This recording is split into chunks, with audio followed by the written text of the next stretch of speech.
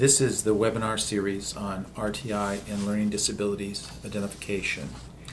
I'm Lou Danielson, a Managing Director at the American Institutes for Research and a Principal Investigator on the National Center on Response Intervention. This webinar series will include several webinars. The first in the series, focuses on federal policy and will be divided into two parts. A part one, which will deal with regulatory requirements, and a part two, which will be a review of policy letters of the Office of Special Ed Programs that address this particular topic. This webinar on federal policy will be followed by a webinar on operationalizing responsiveness that will be available in July of 2011 and will be conducted by Dr. Lynn Fuchs from Vanderbilt University. Following that, we will do a series of 3 state perspectives on LD identification that will be posted on July, August, and September of this year. And we will conclude with a series of 3 district perspectives on LD identification, which will be posted in October, November, December of 2011. So this first webinar on federal policy is divided into 2 parts. The first part provides an overview of regulatory requirements, and the second part summarizes policy letters from the Department of Education in response to questions received from the field. I should first disclaim that I don't speak directly for the Department of Education, and the department does not necessarily endorse any of the statements that I'll make today. However, I will attempt to follow as closely as I can the language of the regulations and hopefully thereby ensuring that I'm faithful to the intent of the statute and regulations. Okay, so the regulations require that a state must adopt criteria for determining that a child has a specific learning disability. Additionally, these criteria must not require the use of a severe discrepancy between intellectual ability and achievement. The criteria may include the use of a discrepancy between intellectual ability and achievement, but they must not require it. A state can prohibit the use of severe discrepancy between intellectual ability and achievement. The state requirements must permit the use of a process based on a child's response to scientific, research-based interventions. And this is the term that I think we've commonly come to refer to as response intervention. And the procedures may permit the use of other alternative research-based procedures for determining whether a child is a child with learning disabilities. In turn, all local education agencies must use the criteria adopted by the state education agency for determining eligibility under IDEA. As we get into the letters, you will see that if the state plans to permit LEAs to scale up, that is to implement over time the response based on process based on a child's response to scientific research interventions, the state should contemplate that in its policy, meaning that the state would probably need to provide some other options for states that districts are permitted to use in the interim while they are scaling response intervention. There'll be more information on that as I go through the policy letters.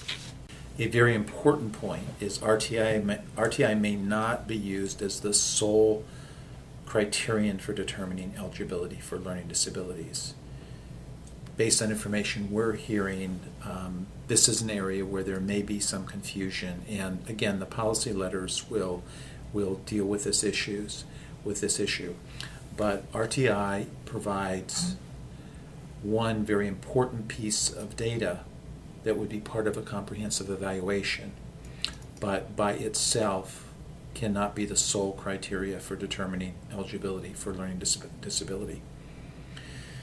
A state may not use one single measure or assessment as the sole criterion, And that's the challenge with using RTI, is it would be a single or sole criterion for determining whether a child is a child with disability. It must use a variety of tools and strategies. The evaluation group may determine the existence of LD if the child does not achieve adequately for the child's age or meet state-approved grade level standards in the designated areas of oral expression, listening comprehension, written expression, basic reading skills, reading fluency skills, reading comprehension, mathematics calculation, mathematics problem solving, when provided with learning experiences and instruction appropriate for the child's age or state-approved grade level standard. To ensure that underachievement in a child suspected of having LD is not due to lack of appropriate instruction in reading or math,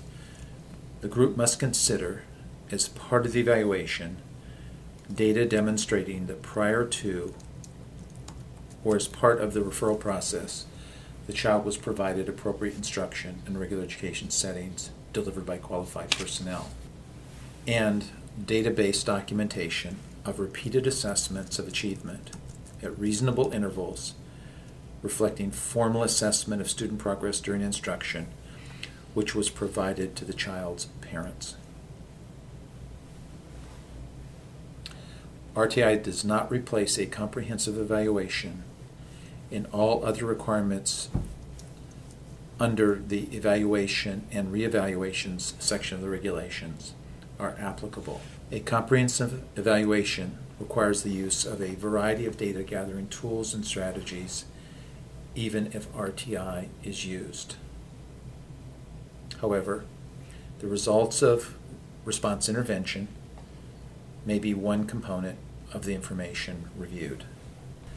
The regulations require that when a child has participated in a process that assesses the child's response to scientific research-based interventions, that is RTI, documentation of the eligibility determination must include a statement that the child's parents were notified about the state's policies regarding the amount and nature of student performance data that would be collected and the general education services that would be provided, strategies for increasing the child's rate of learning, and the parent's right to request an evaluation. I might add that the timing of this is going to be important, and states need to think about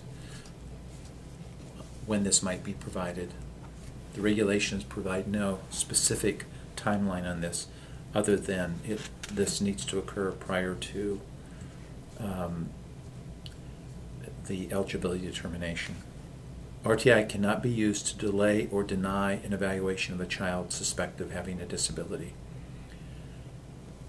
I will be spending more time in the policy letters section, since OSEP has recently written an OSEP memorandum on this issue.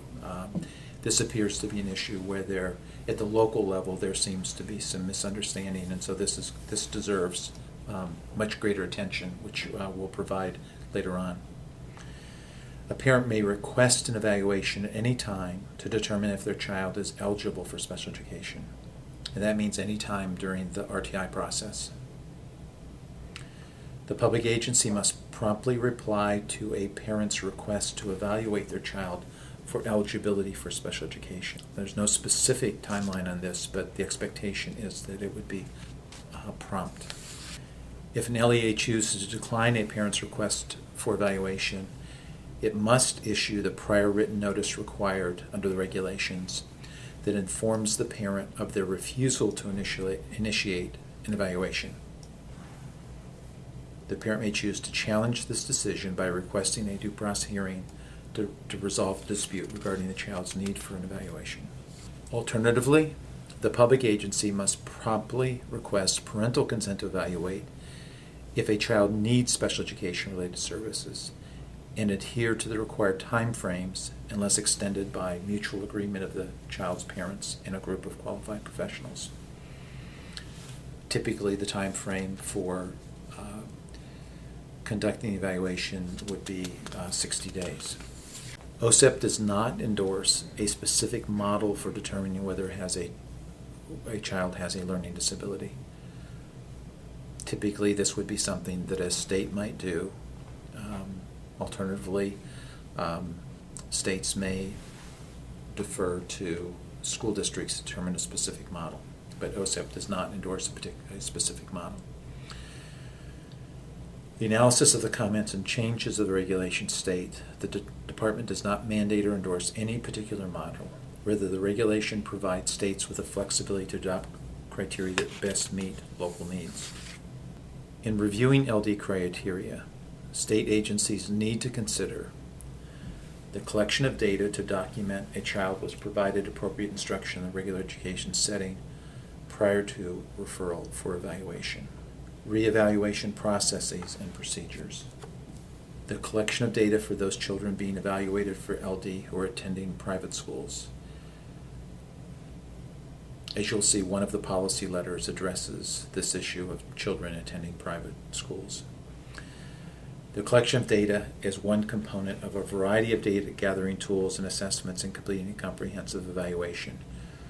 It appears that this is an issue that states need to be particularly attentive to because there appears to be some confusion on this issue.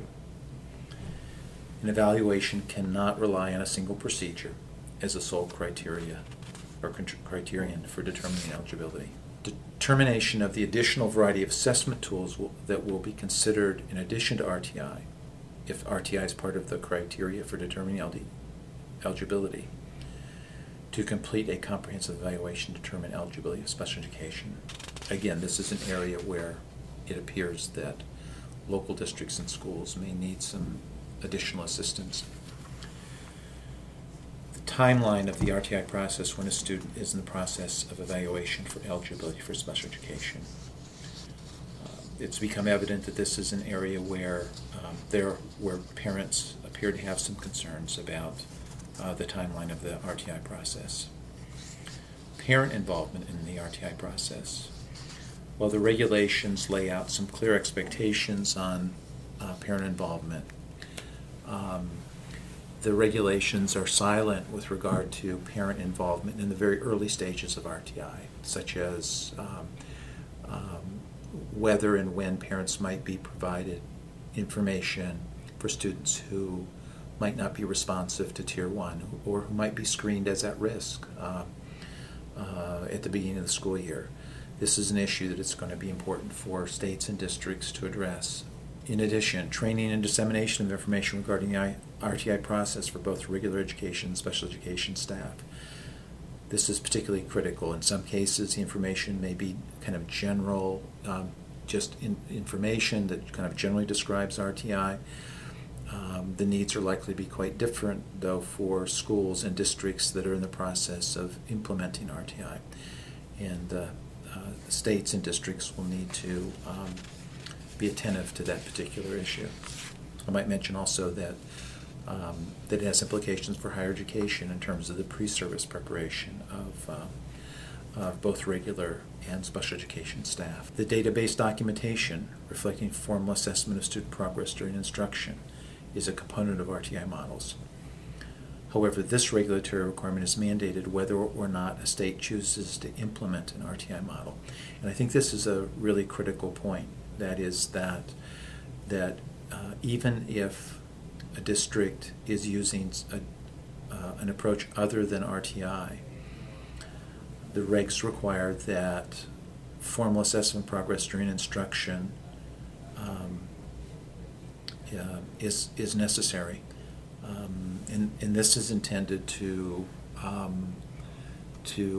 rule out the possibility of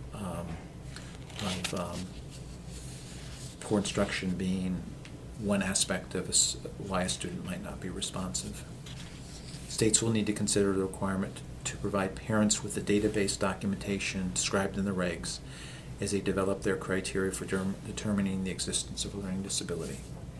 And this section of regulations, that is 309B2, requires information on database documentation of repeated assessments of achievement at reasonable intervals reflecting formal assessment of student progress during instruction, which was provided to the child's parents. That concludes part one of the policy, this section on policy. For those that are interested in Part 2, there's a separate that deals with the policy letters. There'll be an additional icon you can click on to pursue that.